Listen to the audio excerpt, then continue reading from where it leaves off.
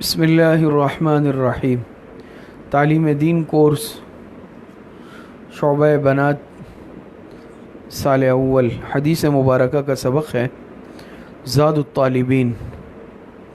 یہاں سے انشاءاللہ آج سبق پڑھیں گے الطاعم الشاکر کالصائم الصابر۔ بسم اللہ الرحمن الرحیم۔ قال رسول اللہ صلی اللہ علیہ وسلم، شکر ادا کرنے والا شخص یہ روزہ رکھ کر صبر کرنے والے شخص کی مانند ہے۔ طاعم کہتے ہیں کھانا کھانے والا، شاکر کہا جاتا ہے شکر ادا کرنے والا، صائم کہتے ہیں روزہ دار شخص کو، اور صابر کہتے ہیں صبر کرنے والے کو۔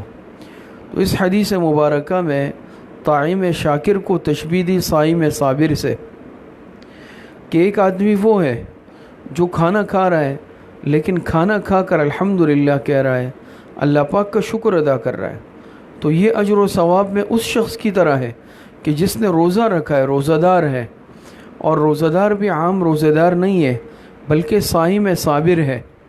صائم صابر کسے کہا جاتا ہے؟ ایک مطلقاً صائم ہے کہ ایک انسان نے روزہ رکھ لیا،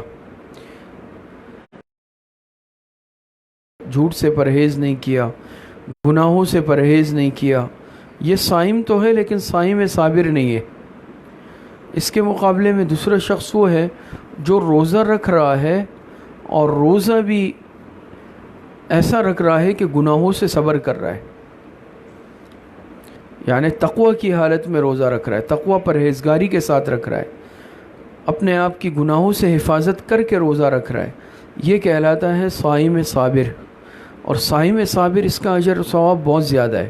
ایک تو ویسے بھی روزہ دار ہے، کھانے پینے سے رکا ہوا ہے، روزہ رکھا ہے، روزے کا عمل کیا ہے، دوسری طرف گناہوں سے بھی اپنے آپ کو بچایا ہوا ہے، اس لیے صائم صابر کا اجر بہت زیادہ ہے۔ لیکن طاعم شاکر ایسا شخص جو کھانا کھا رہا ہے اور پھر اللہ پاک کا شکر ادا کر رہا ہے، یہ معمولی صفت نہیں ہے، یہ اس طرح ہے اجر و ثواب میں جیسا کہ صائم صابر۔ اب علماء نے لکھا ہے، دیکھیں عجیب بات ہے، ایک طرف وہ شخص ہے جس نے روزہ رکھا، کھانے پینے سے رکا ہوا ہے، مجاہدہ اور محنت اور مشقت برداشت کر رہا ہے، اور پھر روزہ بھی رکھ رہا ہے، خوب روزے کی روح پر عمل کر کے، تقوی اور پرہیزگاری کے ساتھ۔ لیکن دوسری طرف وہ انسان ہے کہ جو کھا رہا ہے، پی رہا ہے، کھانا کھا رہا ہے، جو کھا پی رہا ہے، لیکن اجر و ثواب میں صائم صابر کی مانند ہو رہا ہے۔ یہ کیوں؟ کہ ایک شخص تو روزہ رکھ رہا ہے، مشقت برداشت کر رہا ہے، دوسرا کھانے پینے کا عمل کر رہا ہے، لیکن جو کھا رہا پی رہا ہے وہ کھانے کے بعد پینے کے بعد الحمدللہ کہہ رہا ہے، اللہ پاک کا شکر ادا کر رہا ہے، تو ایسا شخص بھی اس روزے دار کی مانند ہے جو صبر کے ساتھ روزہ رکھ رہا ہے۔ اب اس میں بعض علماء نے لکھا ہے، یہاں جو تشبیہ دی گئی ہے یہ مطلقاً اجر و ثواب میں ہے، صرف کہ جس طرح صائم صابر اجر و ثواب کا مستحق ہے، اسی طریقے سے طاعم شاکر بھی اجر و ثواب کا مستحق ہے۔ اب زیادہ کس کو مل رہا ہے، کم کس کو مل رہا ہے، یہ ضروری نہیں ہے، یہ لازمی نہیں ہے کہ اجر و ثواب میں دونوں برابر بھی ہو سکتا ہے صائم صابر زیادہ ہو، طاعم شاکر کم ہوگا، لیکن نفس اجر و ثواب دونوں کو ملے گا۔ لیکن بعض علماء کہتے ہیں نہیں، نفس اجر و ثواب نہیں بلکہ اجر و ثواب کے برابر ہونے میں بھی دونوں ایک جیسے ہیں، جتنا اجر و ثواب صائم صابر کو مل رہا ہے اتنا ہی اجر و ثواب طاعم شاکر کو بھی ملے گا۔ اور شکر گزاری کا علماء نے لکھا ہے ادنا درجہ کیا ہے، کم سے کم درجہ، اجر و ثواب کا کم سے کم درجہ علماء نے یہ لکھا طاعم شاکر میں کہ انسان کھانے سے پہلے بسم اللہ پڑھ لے اور کھانے کے بعد الحمدللہ پڑھ لے، یہ کم سے کم درجہ ہے، ادنا درجہ ہے۔ باقی تو کھانے کے اور آداب بھی ہیں، پھر جتنے آداب پر، سنتوں پر زیادہ عمل ہوگا اتنا ہی انسان اجر و ثواب کا زیادہ مستحق بھی ہوگا۔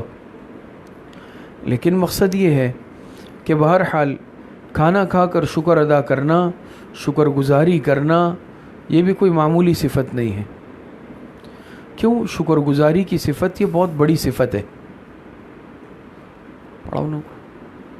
پڑھاؤ، یہ بہت بڑی صفت ہے۔ اسی لیے دیکھیں قرآن کریم میں اللہ پاک ارشاد فرماتے ہیں لئن شکرتم لازیدنکم ولئن کفرتم ان عذابی لشدید، اگر تم شکر ادا کرو گے میں اپنی نعمتوں میں اضافہ کروں گا، زیادتی کروں گا، لیکن اگر تم ناشکری کرو گے ان عذابی لشدید تو پھر میرا عذاب بہت سخت ہے۔ اسی طرح قرآن کریم میں دوسری جگہ اللہ پاک ارشاد فرماتے ہیں وَقَلِيلٌ مِّنْ عِبَادِيَ الشَّكُورُ، میرے بندوں میں شکر گزار بندے بہت تھوڑے ہیں، بہت کم ہیں۔ تو اتنا بڑا اجر و ثواب جو ایک کھانا کھانے والے شخص کو مل رہا ہے، جو کہ اس کے مقابلے میں ایک روزے دار کو مل رہا ہے، تو اس کی وجہ یہ ہے نا کہ شکر گزاری کی صفت یہ بہت بڑی صفت ہے۔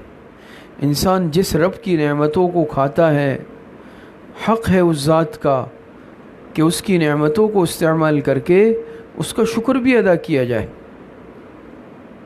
بلکہ یہاں تک کہ اگر دنیا میں بھی دین اور شریعت کا تو یہ حکم ہے کہ دنیا میں بھی تمہارے ساتھ کوئی بھلائی کرے، اچھائی کرے، احسان کرے تو اس کے بھی شکر گزار بنو، اس کا بھی شکر ادا کرو۔ اسی لیے حدیث میں آتا ہے، حدیث مبارکہ میں آتا ہے، جناب نبی کریم صلی اللہ علیہ وسلم نے ارشاد فرمایا من لم یشکر الناس لم یشکر اللہ، جو بندوں کا شکر ادا نہیں کرتا وہ اللہ پاک کا شکر گزار بھی نہیں بنتا۔ اسی لیے دیکھیں آداب المعاشرت میں سے بھی ہے کہ انسان کے ساتھ اگر کوئی اچھائی کرے، بھلائی کرے، احسان کرے، انسان اس کو جزاک اللہ کہے، یہ اس کا حق ہے کہ کم از کم انسان چلیں، کوئی اور بدلہ نہیں دے سکتا، اس کے ساتھ اچھائی نہیں کر سکتا تو کم از کم جزاک اللہ تو ضرور کہے۔ اور یہ بہت بڑی بات ہے کہ انسان مخلوق کا بھی شکر گزار بنے۔ تو جب انسان ایک ادنا مخلوق کا شکر گزار بن رہا ہے تو اللہ پاک جو ہمارے خالق حقیقی ہے، مالک حقیقی ہے، محسن حقیقی ہے، رزق دینے والی ذات اللہ پاک کی ہے، تو اس ذات کا کیا شکر ادا نہیں کرنا چاہیے؟ لیکن ہم اور آپ غور کر لیں، کل بھی میں نے رات کو حدیث مبارکہ کا جو درس ہوتا ہے ہفتہ وار، اس میں نے عرض کیا، اتفاق سے موضوع بھی یہی تھا، تو اس میں ہی میں نے عرض کیا کہ دیکھیں اللہ پاک کے کتنے بے شمار احسانات ہیں ہم اور آپ پر، لیکن ہم یہ دیکھ لیں کہ کیا ہم اللہ پاک کا شکر ادا کرتے ہیں؟ دیکھوں گا میں، کیا ہم اللہ پاک کا شکر ادا کرتے ہیں؟ ہماری شکر گزاری کی کیفیت کیا ہے؟ کتنی نعمتیں دن رات ہم اللہ پاک کی استعمال کرتے ہیں؟ اور حکیم الامت حضرت مولانا اشرف علی تھانوی رحمۃ اللہ علیہ فرماتے ہیں کہ اللہ پاک کی نعمتیں دو طرح سے ہیں، ایک وجودی ہے، دوسری عدمی ہے۔ وجودی نعمتیں تو وہ ہیں جس کو ہم دنیا میں استعمال کر رہے ہیں، کتنی نعمتیں ہیں، دن رات مادی نعمتیں ہیں اور روحانی نعمتیں ہیں، جسمانی نعمتیں ہیں، ہر اعتبار سے۔ عدمی نعمتیں وہ ہیں جو آخرت میں اللہ پاک دیں گے ایمان والوں کو جنت میں، وہ آخرت کا معاملہ ہے، وہ عدمی نعمتیں ہیں۔ پھر وجودی نعمتوں میں بھی اگر دیکھیں انسان غور کر لے کہ بعض دو قسم کی ہے، بعض داخلی نعمتیں ہیں، بعض خارجی نعمتیں ہیں۔ داخلی نعمتیں جو ہمارے جسم میں ہیں، ہم اپنے بدن میں کتنی نعمتیں رکھتے ہیں، کیا اس کا ہم نے ادراک اور احساس کیا؟ اس کی طرف ہماری توجہ گئی ہے؟ صرف ہمارے اس جسم میں داخلی نعمتیں کتنی ہمارے پاس موجود ہیں اور ہم اس کو دن رات استعمال کر رہے ہیں؟ صرف اپنے اس جسم کو دیکھ لیں، وعلیکم السلام، داخلی نعمتوں کا جائزہ لے لیں۔ اللہ پاک نے آنکھیں دیں، بینائی سلامت ہے، بینائی تندرست ہے، دن رات اللہ پاک کی نعمتوں کو استعمال کر رہے ہیں۔ ان آنکھوں سے ہم دیکھ سکتے ہیں، زبان کی نعمت اللہ پاک نے دی، بول سکتے ہیں، کانوں کی نعمت اللہ پاک نے دی، سن سکتے ہیں، صحیح سلامت دماغ اللہ پاک نے دیا، سوچنے کی صلاحیت ہے، سمجھنے کی صلاحیت ہے۔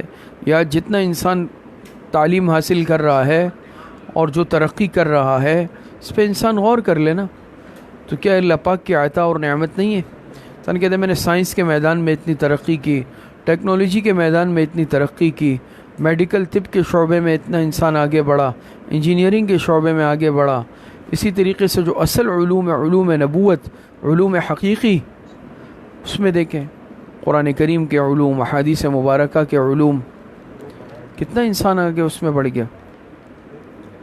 تو یہ کیا ہے؟ اللہ پاک نے دماغ کی نعمت دی، سوچنے سمجھنے کی نعمت، صلاحیت دی۔ ذرا سا خدا نخواستہ ایک رگ آگے پیچھے ہو جائے، انسان پاگل، دیوانہ، مجنون بن جاتا ہے۔ ہاتھ پیر سلامت ہے۔ بہت سارے لوگ دنیا میں ایسے ہوتے ہیں، کوئی پیدائشی نابینا، کوئی پیدائشی گونگا بہرا، کوئی ہاتھ پیر کی طاقت اور صلاحیت سے محروم۔ تو کیا یہ ہمارے پاس نعمت نہیں ہے؟ اسپتالوں کے ہسپتال بھرے ہوئے ہیں، اسپتال بھرے ہوئے ہیں، پاگل خانے بھرے ہوئے ہیں، نفسیاتی اسپتال بھرے ہوئے ہیں، مختلف امراض کے اسپتال بھرے ہوئے ہیں۔ تو صحیح سلامت جسم اور تندرستی، یہ بھی اللہ پاک کی بہت بڑی نعمت ہے۔ اسی طریقے سے اگر ہم خارجی نعمتیں دیکھ لیں، خارجی نعمتوں میں بہت ساری نعمتیں اللہ پاک نے رزق حلال دیا، کسی کے آگے ہاتھ پھیلانے سے اللہ پاک نے محفوظ رکھا۔ ورنہ دنیا میں بہت سارے لوگ ایسے ہیں، آپ دیکھتے ہیں دنیا میں بہت سارے لوگ جو محتاج ہیں، غریب ہیں، مسکین ہیں۔ آپ جاتی ہیں باہر، آپ کو دیکھتے ہیں بہت سارے لوگ ایسے ہیں بیچارے، ہاتھ پھیلاتے ہیں، دست سوال دراز کرتے ہیں، مجبوری ہے ان کی۔ لیکن مجھے اور آپ کو اللہ پاک نے کسی کے سامنے ہاتھ پھیلانے سے جو محفوظ رکھا اور عافیت کے ساتھ، عزت کے ساتھ رزق حلال اللہ پاک دے رہا ہے، تو کیا یہ کم نعمت ہے؟ یہ اللہ پاک کی بہت بڑی نعمت ہے۔ اس پر ہم اللہ پاک کا شکر ادا کر لیں۔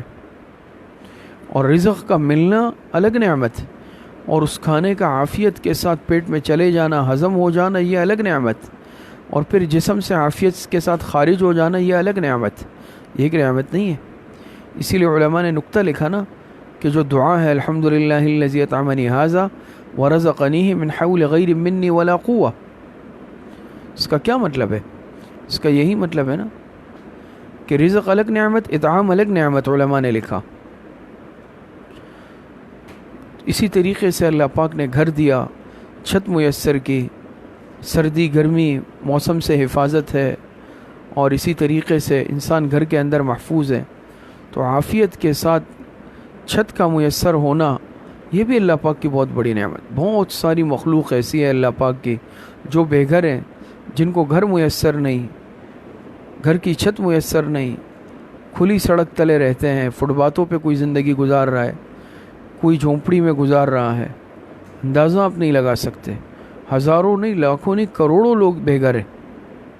اور خاص طور پر میں نے جیسے عرض بھی کیا کہ ابھی یہ جو سیلاب کی صورتحال آئی، لاکھوں لوگ بے گھر ہوئے ہیں۔ ہم دیکھ کے آئے چاروں صوبوں میں کہ لوگ روڈوں کے کنارے، فٹ پاتھوں پہ، کوئی جو ہے جھونپڑی کسی نے بنائی، کسی نے صرف چادر لگائی، اور بہرحال اپنی پوری فیملی کے ساتھ، خاندان کنبے کے ساتھ سڑک کے کنارے زندگی گزار رہے ہیں۔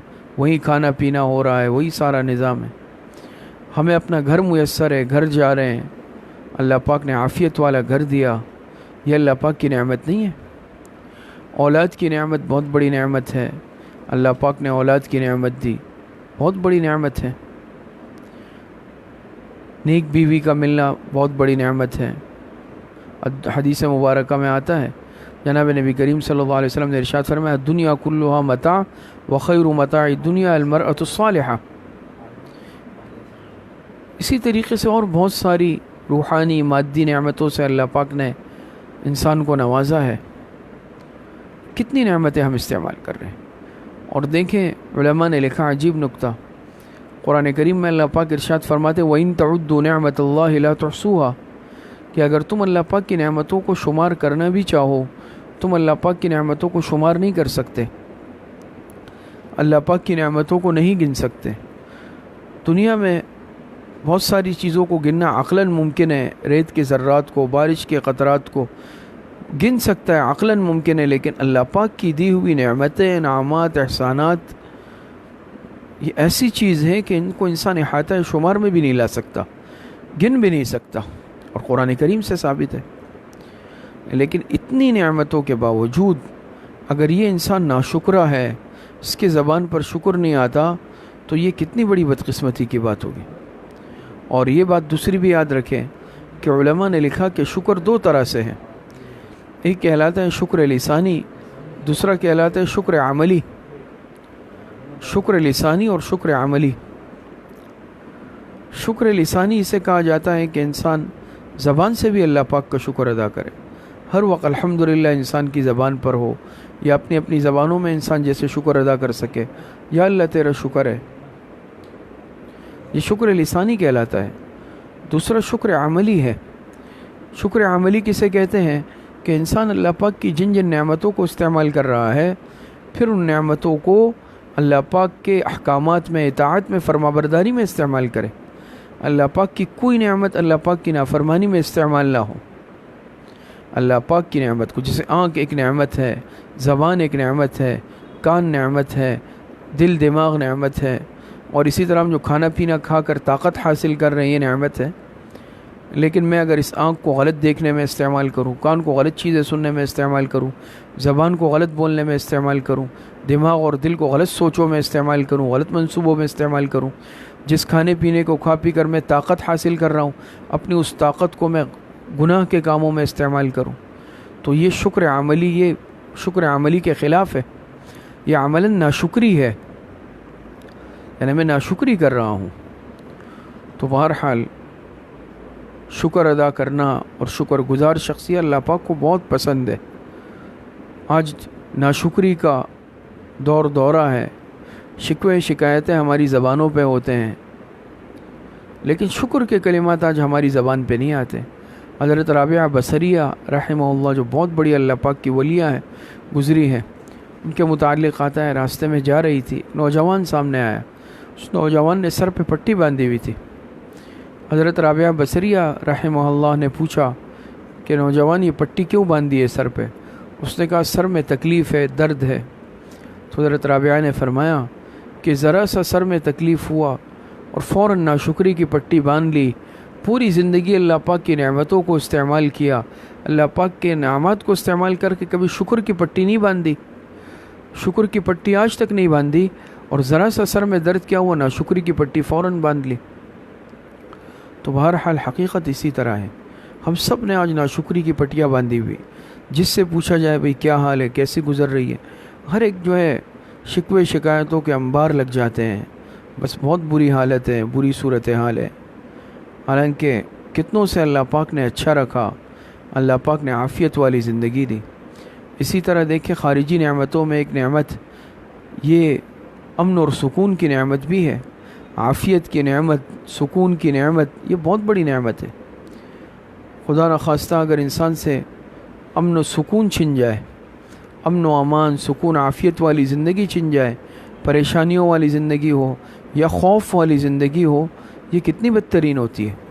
ہر وقت انسان پر خوف مسلط، چاہے دشمن کا خوف ہے، عدو کا خوف ہے، یا بے اطمینانی ہے، تو یہ کتنی خطرناک اور خوف والی زندگی ہوتی ہے۔ بعض مرتبہ جب اللہ پاک امن چھین لیتے ہیں، انسان پر خوف مسلط کر دیتے ہیں، یہ ناشکری کا نتیجہ ہوتا ہے۔ قرآن کریم میں تذکرہ ایک قوم کا، اللہ پاک نے ان پر بے شمار انعامات احسانات کیے، لیکن انہوں نے ناشکری کی، تو قرآن میں اللہ پاک ارشاد فرماتے فَأَذَاقَهَا اللَّهُ لِبَاسَ الْجُوعِ وَالْخَوْفِ بِمَا كَانُوا يَصْنَعُونَ۔ جب انہوں نے ناشکری کی تو اللہ پاک نے چکایا ان کو مزہ، کس چیز کا؟ خوف والجوع، خوف کا اور بھوک کا۔ خوف اور بھوک اللہ پاک نے ان پر مسلط کر دی۔ تو خوف اور بھوک کا مطلب یہ ہے کہ اللہ پاک نے ان سے رزق کی نعمتیں چھین لی، رزق کی نعمت ان سے چھن گئی، اور اللہ پاک نے ان کو بھوک اور قحط میں مسلط کر دیا۔ اسی طریقے سے خوف کا مطلب کیا ہے کہ اللہ پاک نے امن و امان کی نعمت ان سے چھین لی، خوف ان پر مسلط کر دیا۔ یہ دو بہت بڑی نعمتیں ہمارے پاس، ایک بھوک سے اطمینان، ایک خوف سے اطمینان۔ الذی اطعمہم من جوع وآمنہم من خوف، آپ نے پڑھا سورہ قریش میں کہ کتنی بڑی نعمتیں دو ان کو دی تھی، لیکن بعض مرتبہ ناشکری کی وجہ سے اللہ پاک ناراض ہو جاتے ہیں، اور ناراض ہو کر اللہ پاک کے دونوں نعمتیں انسان سے چھین لیتے ہیں، اور جب یہ نعمتیں انسان سے چھن جاتی ہے پھر انسان کو صحیح معنوں میں ادراک، احساس اور شعور ہوتا ہے کہ کتنی نعمتیں تھی جو مجھ سے چھن گئی۔ کھا کھا کے دیکھیں ہمارے دانت گھس جاتے ہیں، لیکن یہ زبان اللہ پاک کا شکر ادا نہیں کرتی۔ علم کا حاصل ہونا یہ بھی روحانی نعمت ہے۔ دین کے ساتھ جڑنا، مسجد اور مدرسے کے پاکیزہ ماحول کے ساتھ جڑنا، دین کے سلسلوں کے ساتھ جڑنا کتنی بڑی نعمت ہے۔ آج باہر گناہوں کا ماحول ہے، فسق و فجور کا ماحول ہے، ہر طرح کے گناہ معاشرے میں موجود ہے، ہر طرح کے گناہوں کی دعوتیں آج دی جا رہی ہے۔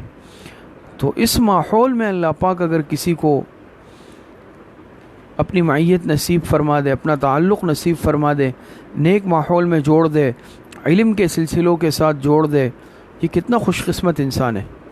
تو آپ بھی اس اعتبار سے خوش قسمت ہے، اللہ پاک نے آپ کو مدرسے کے ماحول سے جوڑ دیا، دین کے ماحول کے ساتھ تعلق نصیب فرمایا، آپ دین کا علم حاصل کر رہی ہیں، حصول علم کے لیے آتی ہیں، نمازوں کا اہتمام الحمدللہ ہے، نیک اعمال کا اہتمام انشاءاللہ یقیناً ہوگا۔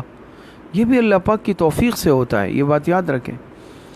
یہ اعمال کا اہتمام، عبادات کا اہتمام، دین کے ساتھ جڑنا، یہ اللہ پاک کی توفیق کے بغیر ممکن نہیں ہے۔ یہ بھی ایک روحانی نعمت ہے نا، ہم اس روحانی نعمت کا شکر ادا کرتے ہیں۔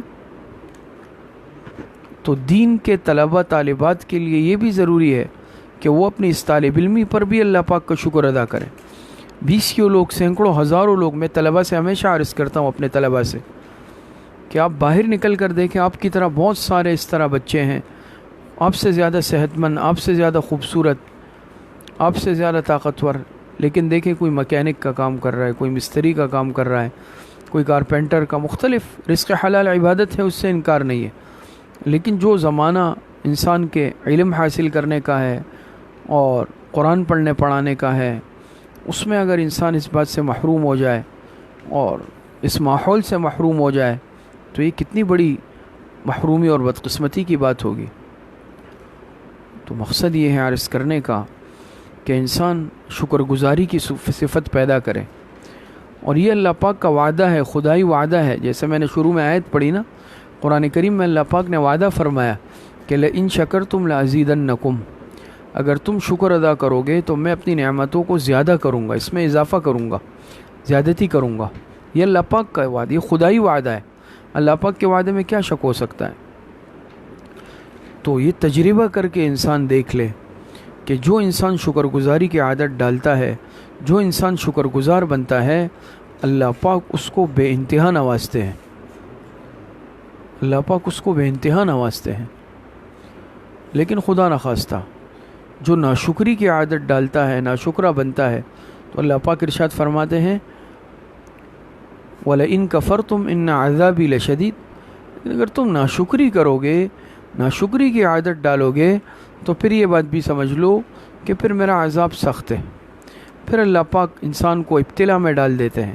بعض مرتبہ رزق کی آزمائش آتی ہے، روزی کی آزمائش آتی ہے، معاشی حالات تنگ ہو جاتے ہیں، بعض مرتبہ اولاد کی پریشانی آ جاتی ہے، بعض مرتبہ انسان آزمائش میں گناہوں میں پڑ جاتا ہے، برے ماحول کا شکار ہو جاتا ہے۔ تو یہ کیوں ہے اس طرح؟